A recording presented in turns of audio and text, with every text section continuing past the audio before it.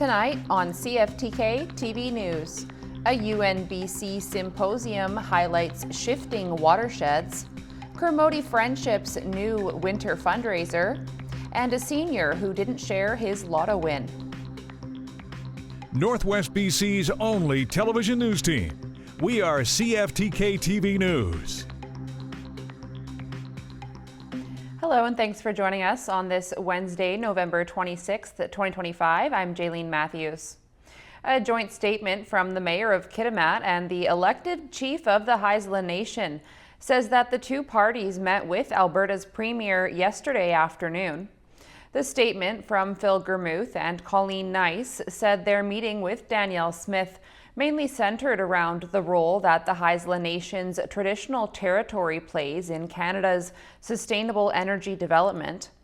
The statement also says Premier Smith was told that both the Haisla Nation and Kitimat were against the idea of any oil pipeline and export facility on their territory. The district and the nation said that they were looking forward to working with all their potential partners on supporting economic development and diversification in the Kitimat region. Northern BC's rivers, lakes, and watersheds are under growing pressure from climate change, shrinking snowpacks, and rising water temperatures. Experts and First Nations gathered last week from the UNBC Stream Symposium, a two-day event focused on projecting the region's most vital resource, water. CFTK-TV's Helen Asante has more. The impact of climate change is becoming harder to ignore, and at the UNBC Stream Symposium, the message was clear. Warming temperatures are reshaping hydrological systems. So we have this ongoing climate change where we have seen that the shift already started, but we have also looked at the future projections using data from climate models. And when we use this climate model data, air temperature, precipitation into our hydrological model, then we can project how the stream flow is going to change in future. Dr. Shiraj explains signs are visible in local rivers and lakes. One of my research, we have seen that the water temperature already has been increased by roughly 1 degree in our rivers, which seems a lot from the fish biologist point of view.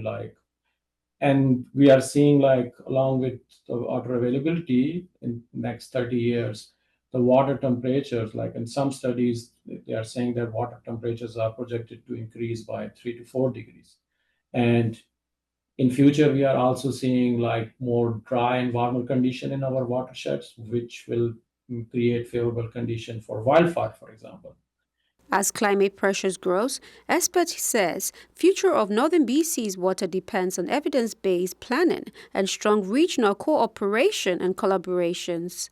Often there's a component where we need to do good modeling, and that modeling needs to rely on good data. And then ultimately you have to have an objective, right? A goal for your study, something you're trying to test or something you're trying to improve. And so to get all of those pieces working together is actually quite hard because there's not just one group that's got all of that expertise from the fish to the modeling to the field work to the community impacts to all of that. So it's really about bringing these groups together. And that's, again, our workshop last week was quite interesting and I think a lot of us, our eyes were opened quite a bit at how many different groups are doing so much work in the north. And it was a great opportunity to start improving some of those collaborations. For communities across the north, this symposium marks another step towards safeguarding the watersheds we all depend on. CFTK-TV News, Helen Asante. The District of Kitimat has announced they are further enhancing healthcare by boosting incentives to include housing allowances. The district says that the addition of a housing allowance as part of the healthcare recruitment and retention incentive program means that eligible professionals can either receive up to 3 months of rent or a single lump sum payment to support the purchase of a house. This added incentive means local healthcare providers have support to access stable housing and encourages them to buy homes and set up roots in the community. The Housing Allowance Build program launched in August, which provides financial incentives for healthcare professionals accepting positions in Kitimat. The first year of funding for this program was provided by LNG Canada. A local social service organization is trying out a new event next month as a potential yearly fundraiser. CFTK-TV's Kale Maslin has more.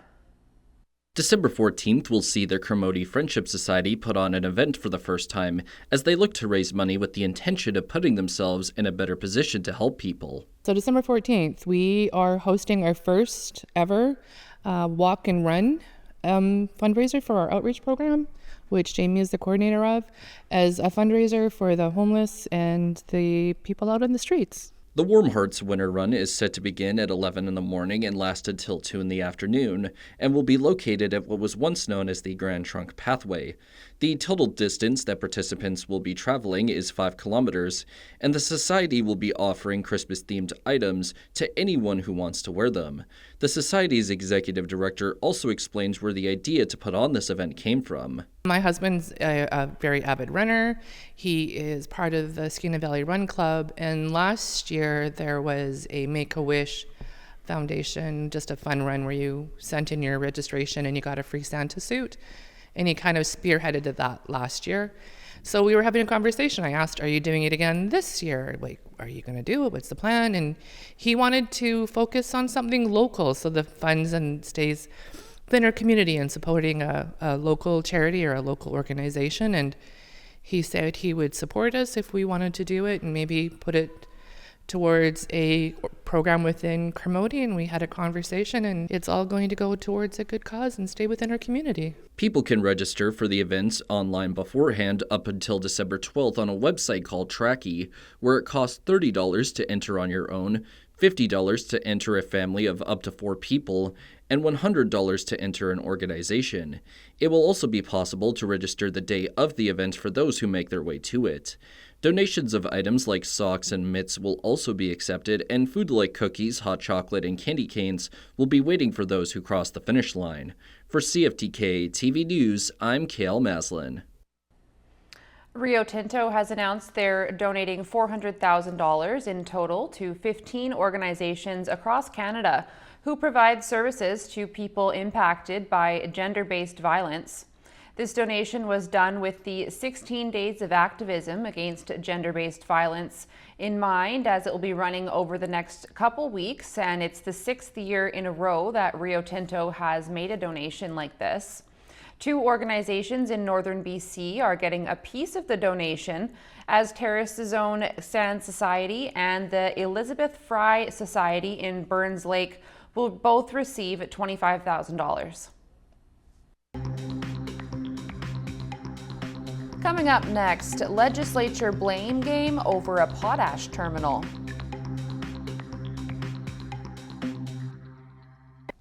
The BC government is getting blamed by critics over a Saskatchewan potash terminal choosing to set up shop in the States instead of BC. CTV's Robert Buffum reports.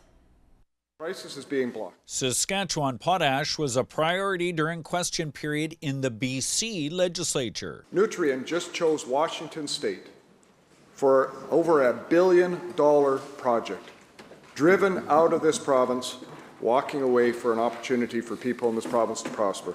The opposition hammering the government over revelations a major Saskatchewan potash company was planning to build a massive terminal near Vancouver, Washington, not Vancouver, BC. News that also rankled the Premier. It is unacceptable. It is deeply disturbing and problematic that Nutrien decided to go to Washington State instead of coming to British Columbia.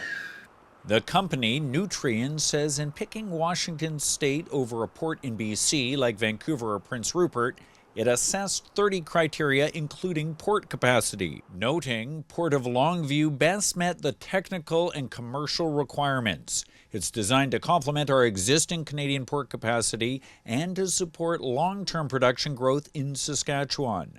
Energy Minister Dick says Ottawa isn't listening to BC's pleas for expanding its ports.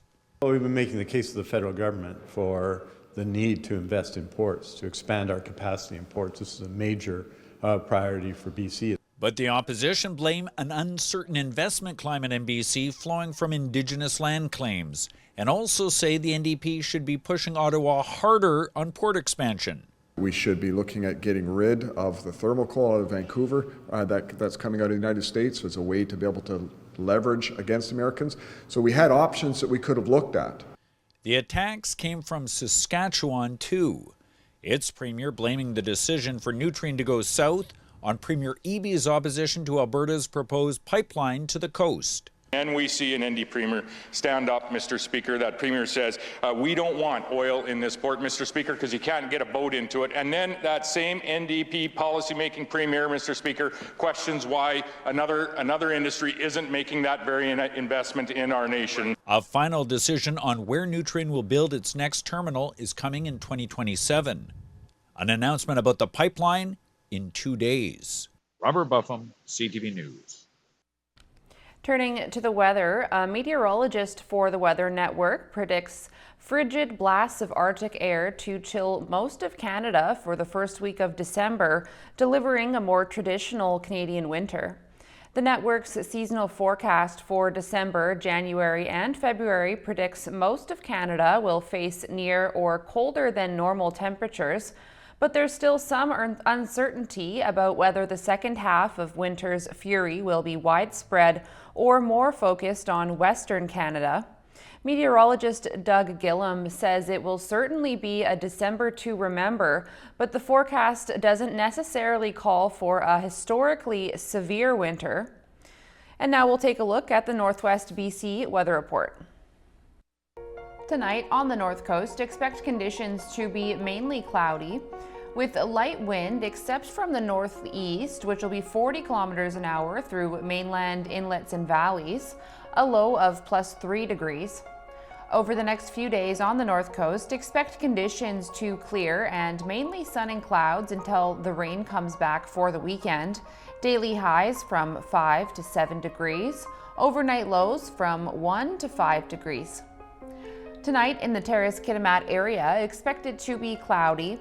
A 60% chance of flurries this evening, becoming partly cloudy before morning. Winds from the north at 20 kilometers an hour, increasing to gusting to 40 or 60 after midnight. Temperatures steady around 0 degrees. Over the next few days on the Terrace-Kitimat area, expect sun and clouds until the weekend when flurries will start up again. Daily highs from -2 to 3 degrees, overnight lows from freezing to -5 degrees. Tonight in the Bulkley Valley and Lakes District, it's looking mainly cloudy with a 30% chance of flurries, wind up to 15 kilometers an hour, a low of -6, wind chill near -8 degrees. Over the next few days in the Bulkley Valley and Lakes District, you're looking at maybe a few flurries along with overcast skies. Daily highs from -2 to -4 degrees, overnight lows from -4 to -7 degrees. And checking your Northwest BC highways conditions now. On Highway 16, there is bridge maintenance and road maintenance on Haida Gwaii. Also slushy and slippery sections throughout, also snow and compact snow. On Highway 37, watch for utility work as well as slippery sections and compact snow. On Highway 37A, there's a section with falling rocks, also bridge maintenance underway, also slippery sections and compact snow. On Highway 118, watch for slippery sections, it's also snowing and compact snow. On the Niska Highway, there's roadside brushing underway as well as slushy, slippery sections. And this is what the roads were looking like this afternoon around the region from the view of the province's highway camps.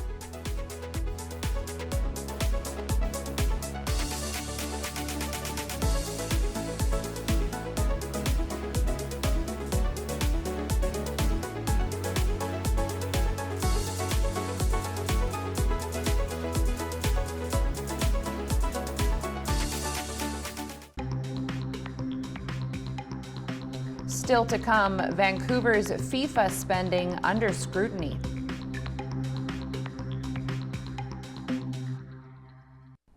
A Toronto senior accused of claiming a $1 million lottery jackpot for himself instead of splitting the winnings with a group, is now facing charges.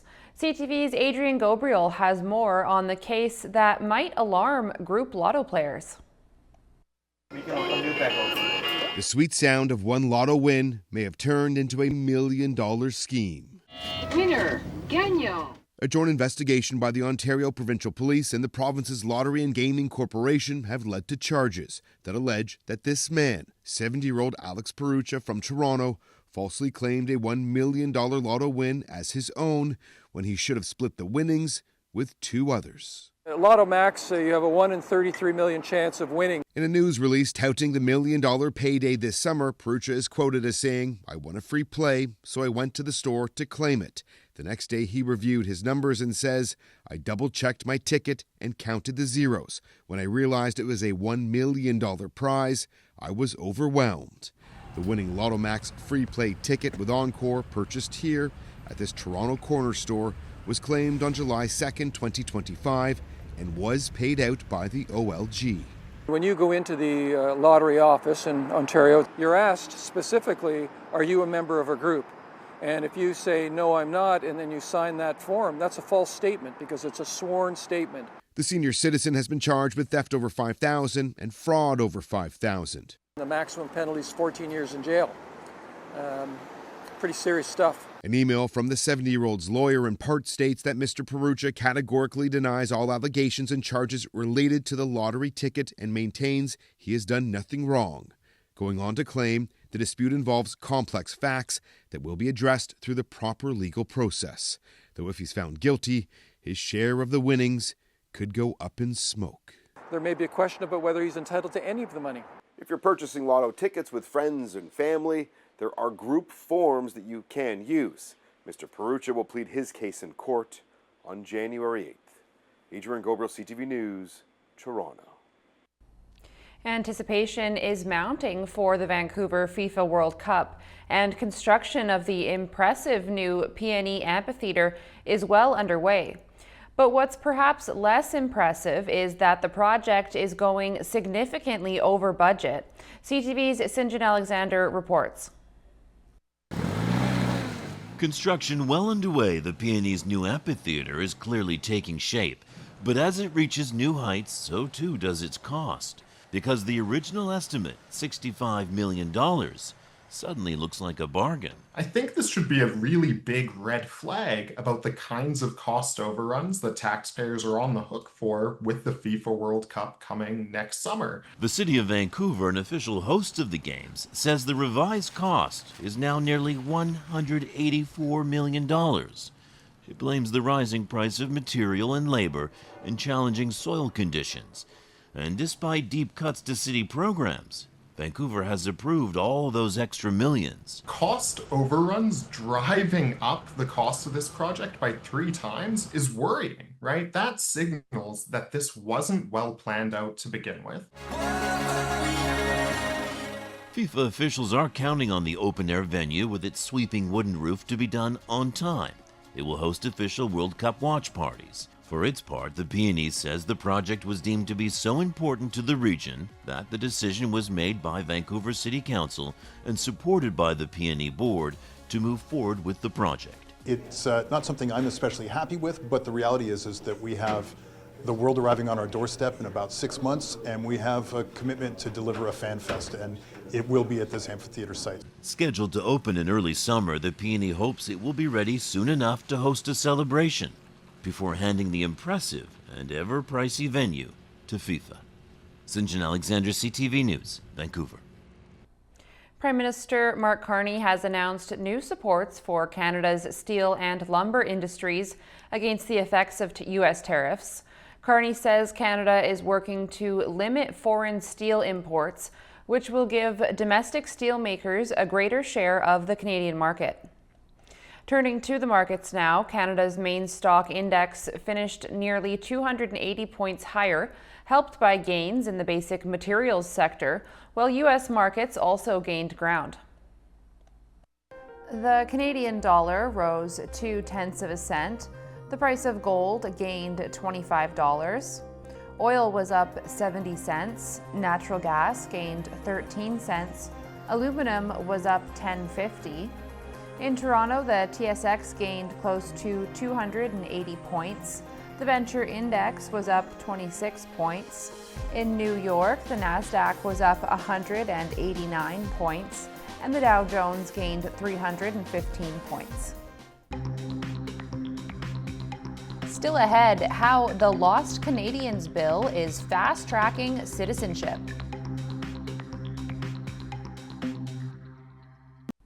Police in Hong Kong have arrested 3 men in connection to the fatal high-rise fire that has killed at least 36 people so far, including a firefighter. Local news media outlets reported the men were arrested on suspicion of manslaughter. Fire crews are working to contain the fire that has displaced hundreds of residents, with another 279 people still unaccounted for. The housing complex consisted of 8 buildings with almost 2,000 apartments housing about 4,800 residents. The fire sent up a column of flames and thick smoke as it spread quickly on bamboo scaffolding that had been set up around the buildings, which were undergoing renovations. Officials in Hong Kong have labeled it the city's deadliest fire in years. The Lost Canadians bill, recently passed in the House of Commons, will make it simpler for those with Canadian ancestors to receive citizenship. CTV's Heather Wright explains. Shani Muldoon has always felt Canadian, despite not actually having Canadian citizenship. I have always felt this affinity for Canada. Her grandfather was born in British Columbia, but her father never got his citizenship, and so she never qualified to get hers. Until now. When this new bill was proposed, I already had all my documents ready. The new bill is the so-called Lost Canadians legislation, which passed the House of Commons last week. It means citizenship can be passed down to people born or adopted abroad beyond the first generation. It comes after a 2009 law limiting how citizenship was passed down was deemed unconstitutional by Ontario Superior Court.